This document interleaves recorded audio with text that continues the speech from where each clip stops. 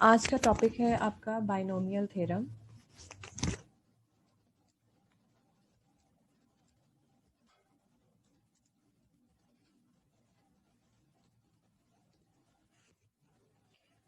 Exercise 8.2।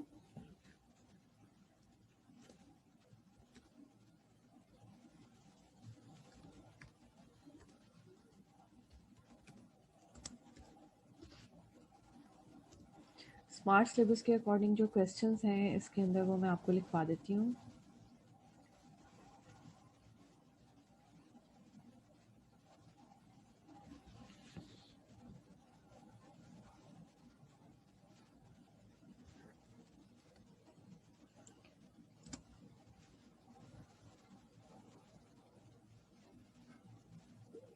Question number 1, first part.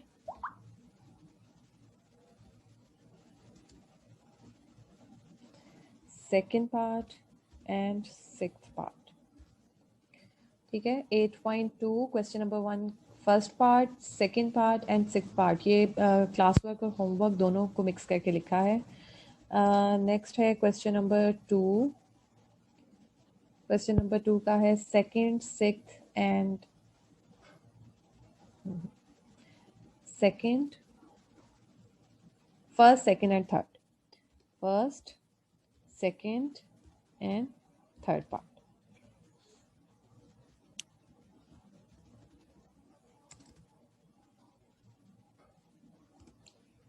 Question number 3, null theorem, exercise 8.2। Smart syllabus के according ये questions included हैं आपके syllabus में।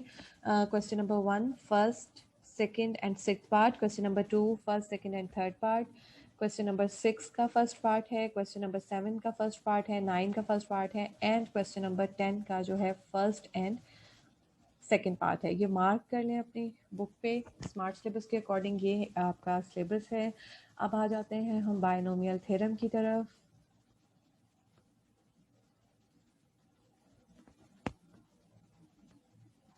जी, binomial theorem क्या है? If a and x are two real numbers and n is a positive integer। a और b क्या है? टू रियल नंबर्स हैं। रियल नंबर्स क्या होते हैं? रियल नंबर्स में कोई भी पॉजिटिव, नेगेटिव नंबर हो सकता है, रैशनल हो सकता है, रैशनल नंबर हो सकता है। ए और एक्स के लिए कोई कंडीशन नहीं है, वो कोई सा भी रियल नंबर हो सकता है। लेकिन एन जो है, एन के लिए कंडीशन है n is a positive integer. अगर ऐसा हो तो ये जो है a प्लस एक्स की पावर n, हम इसको एक्सपेंड करके इस तरह से लिख सकते हैं nc0 a की power n plus nc1 a की पावर n माइनस 1 x की पावर 1 प्लस nc2 a की पावर n माइनस 2 x का square plus so on plus ncn minus 1 a की power x n minus 1 plus n c n x की power n। इसे कहते हैं binomial theorem. Expand कर रहे हैं हम a प्लस एक्स की पावर n को बाय बाइनोमियल थ्योरम। इसमें एक सिमेट्री है, आप लोगों ने गौर करना है कि जो पावर है आपके पास n, हाईएस्ट पावर, वो ऊपर आ जाएगी और नीचे जीरो से हमने शुरू करना है। यानी अगर यहाँ पर पावर अगर n है तो यहाँ पर n प्लस 1 टर्म्स होंगी बाइनोमियल सीरीज में। इसको बाइनोमियल सीरीज भी कहते हैं। ठीक है, इसमें n प्लस 1, इस सीरीज में n प्लस 1 टर्म्स होंगी। तो जीरो से शुरू हो जाएंगे हम लोग और एक एक इसमें ऐड करते जाएंगे। यहाँ पर nc0 है, अगली टर्म में nc1 आएगा, उससे अगली में nc2 एंड सो ऑन। कहाँ तक की जाना है? n तक। तो जाहिर बताओ उससे पिछली वाली टर्म क्या होगी? nc n -1। एक चीज तो ये आ गई। अब इसके साथ पहले a, जो पहला नंबर है वो आएगा a की पावर n। ठीक है, और एक एक पावर इसमें से कम होती जाएगी, यानी दूसरी टर्म में n-1 इसकी पावर हो जाएगी, उससे अगली में n-2, उससे जो लास्ट है उसमें ये a की पावर 0 हो जाएगा, 1 ही वो 1 की इक्वल आएगा, वो लिखने की जरूरत नहीं। तो उससे पिछली में a की पावर 1 होगी। ठीक है, a की पावर्स भी इस तरह से n से आहिस्ता आहिस्ता कम होती जा रही है, 0 तक जाएगी। और उसके बाद जो x है, दूसरा वाला नंबर, उसकी पावर 0 से शुरू होकर n तक जानी है। ठीक है, यहाँ पर x की पावर 0 है इसलिए नहीं लिखा, 1 है वो इसलिए नहीं लिखा हुआ। फिर अगली टर्म में एक्स की पावर 1 आ गई, उससे अगली टर्म में एक्स की पावर 2 आ गई, एंड सो ऑन एक्स की पावर n आ गई। तो इस तरह से आपने बाइनोमियल जो थ्योरम है इसको याद रखना है।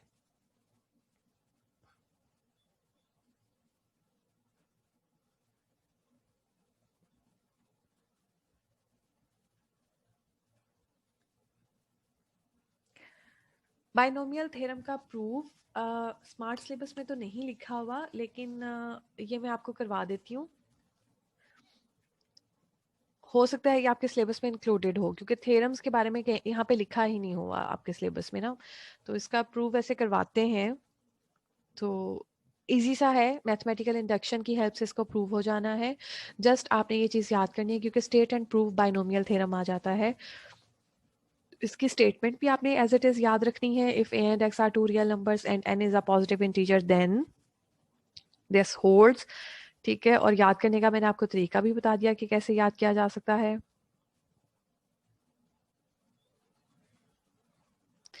प्रूफ इसका क्या है, we will use mathematical induction to prove this. So let S n be the given statement. सबसे पहले जो ये स्टेटमेंट आपकी थ्योरम की है, ये आपने लिखी है, ये आपको याद होनी चाहिए कि किसके इक्वल होता है। इसको आपने एस एन का नाम दे दिया। उसके बाद जैसे इंडक्शन में करते हैं, put n is equal to 1। दोनों साइड्स पे एन इज इक्वल टू 1 पुट करके आपने चेक करना है कि आपकी दोनों साइड्स इक्वल आती हैं, एन की जगह पे 1 पुट करके।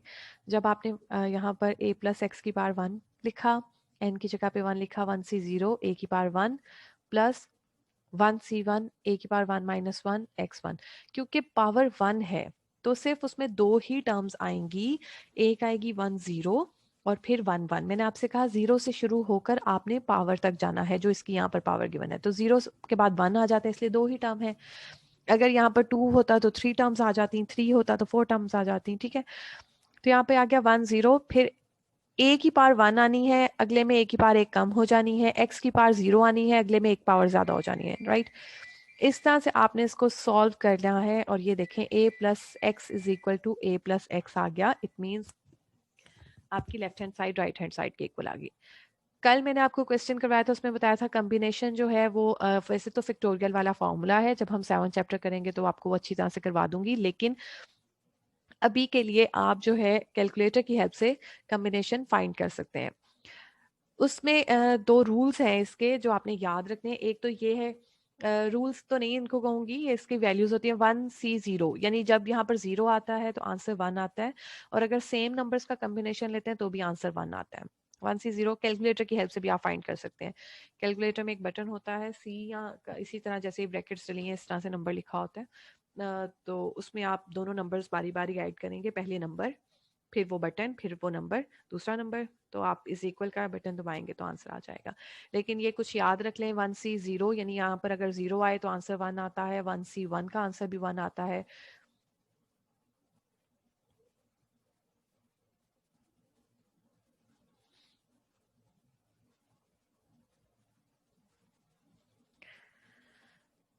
तो 1c0 और 1c1 इज इक्वल टू 1 1 आ जाएगा।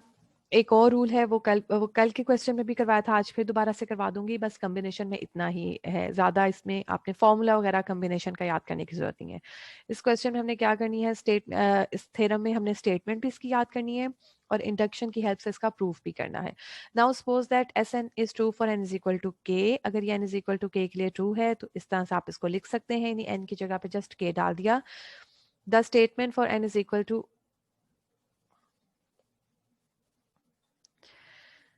The statement for n is equal to k plus 1। अब हम इसको k प्लस 1 के लिए लिखेंगे।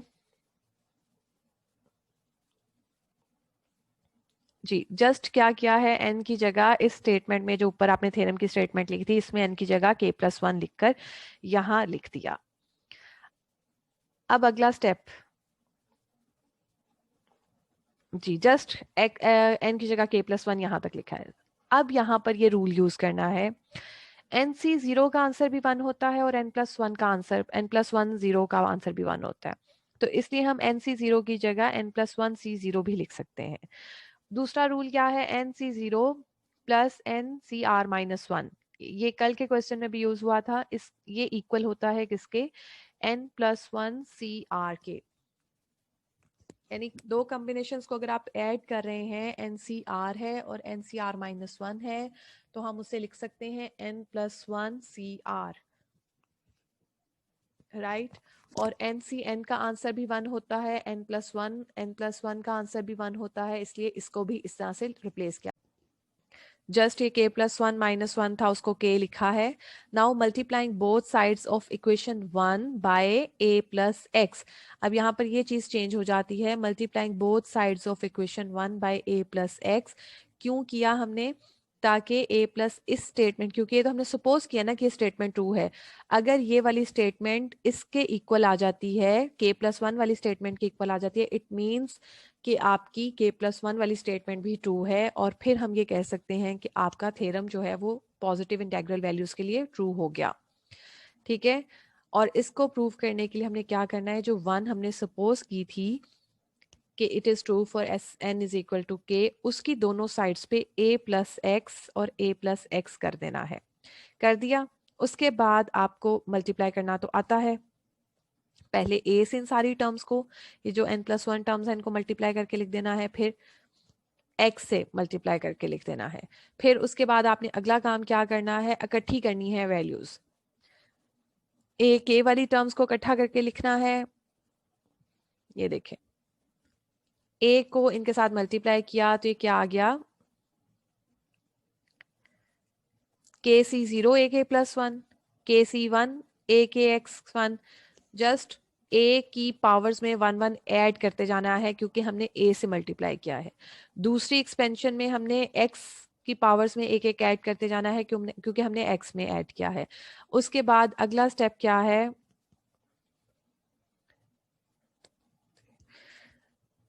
अगला स्टेप ये है कि आपने इनको इकट्ठा करके लिखना है।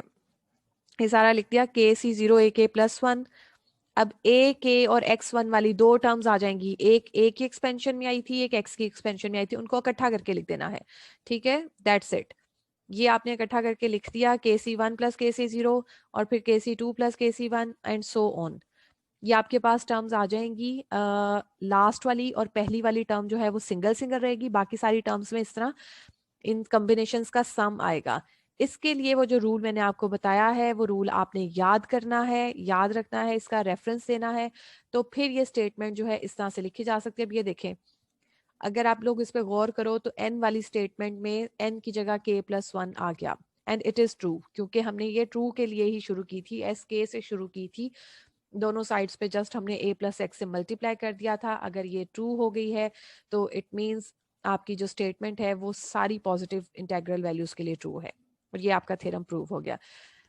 अगर नहीं आपको समझ आया तो दोबारा समझा दूंगी। अब आ जाते हैं क्वेश्चन की तरफ। क्वेश्चन से आपको ज्यादा अच्छी बाइनोमियल थ्योरम की समझ आएगी।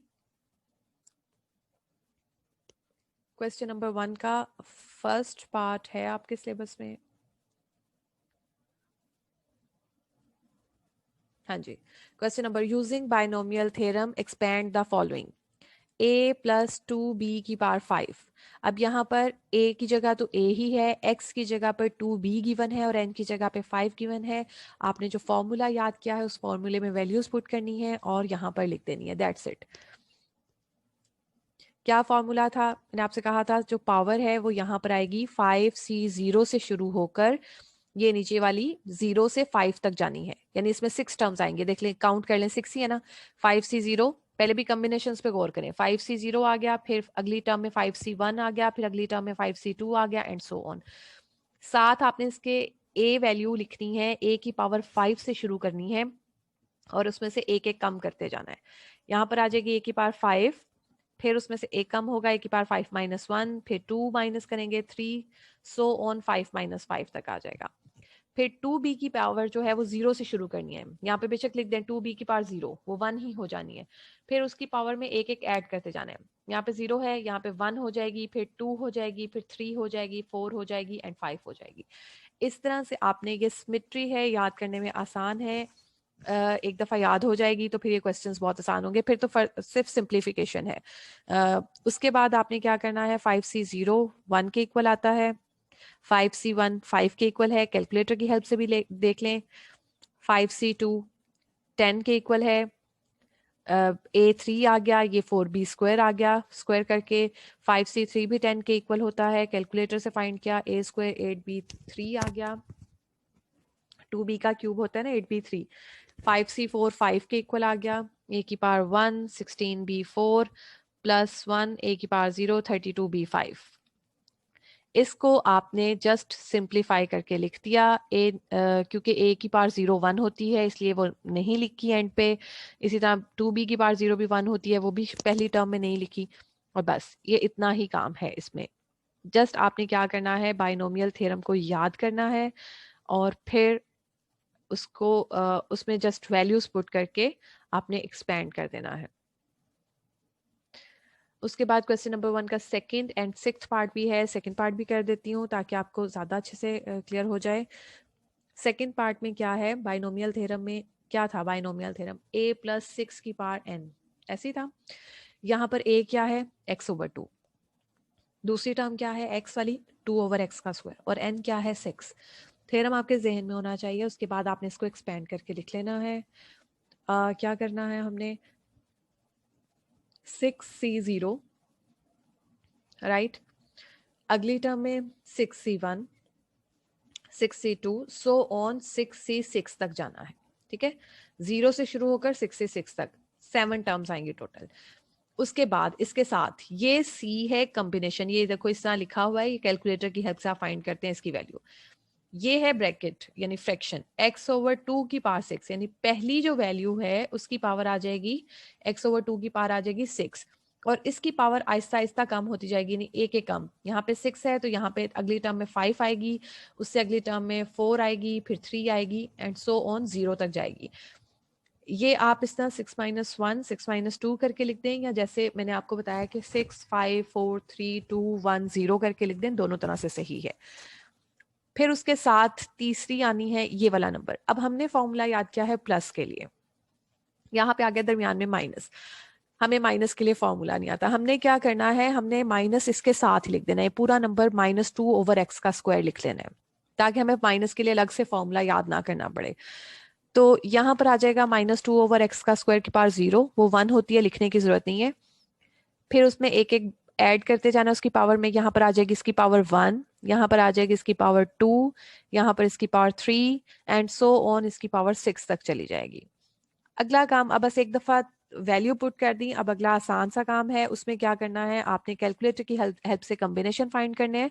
लेकिन अभी मैंने आपको याद करवाया, जब मैंने थ्योरम प्रूव करवाया तो मैंने आपसे कहा है कि 6C0 यानी 0 अगर आ जाता है तो आंसर 1 ही आता है, और अगर सेम नंबर हो तो भी आंसर 1 ही आता है।